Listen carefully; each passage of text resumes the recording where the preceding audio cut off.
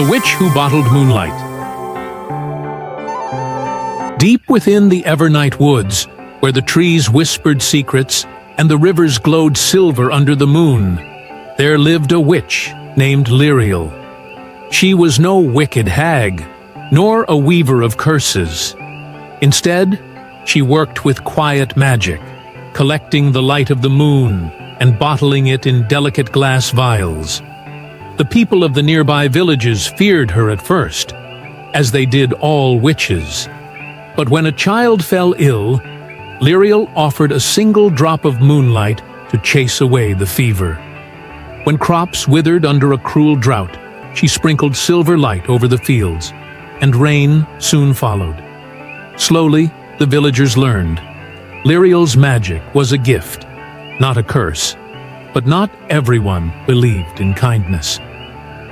One evening, as Lyriel walked through the woods, she sensed a shadow following her, a presence filled with hunger and greed. Lord Vareth, a noble from the south, had come with his men.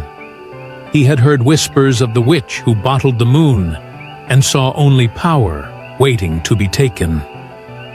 Under the light of the full moon, Vareth stepped from the trees.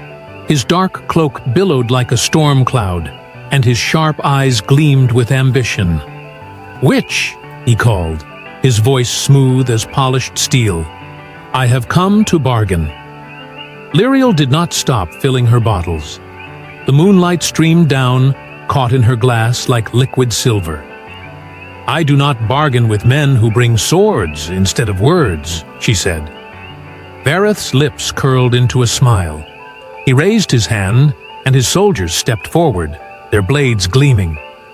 "You mistake me, my lady. I do not ask. You will give me your bottled moonlight, or I will take it myself." Lyriel sighed, looking up at the great silver moon above.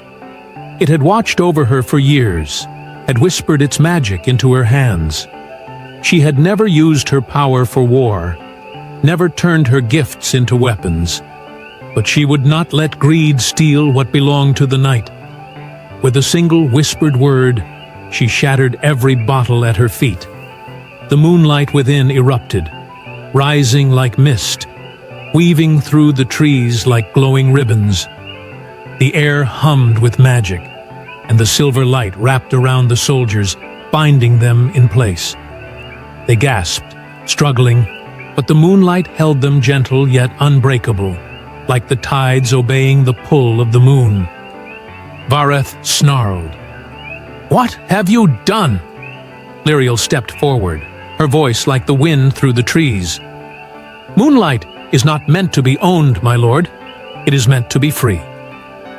The silver glow pulsed, and in the next breath, Vareth and his men vanished, scattered into 1,000 motes of light that drifted toward the sky. Perhaps they would return as stardust, perhaps as nothing at all. The forest fell silent. Lyriel stood alone once more, the last of the moonlight fading into the night. The bottles at her feet were broken, but she did not mourn them. The moon would rise again, and she would bottle its light as she always had. But never again would she let anyone believe it could be stolen. And so, whenever the full moon shone brightest over Evernight woods, the villagers would watch in wonder as tiny silver lights danced between the trees. A reminder that magic, like the moon itself, belongs only to those who respect it.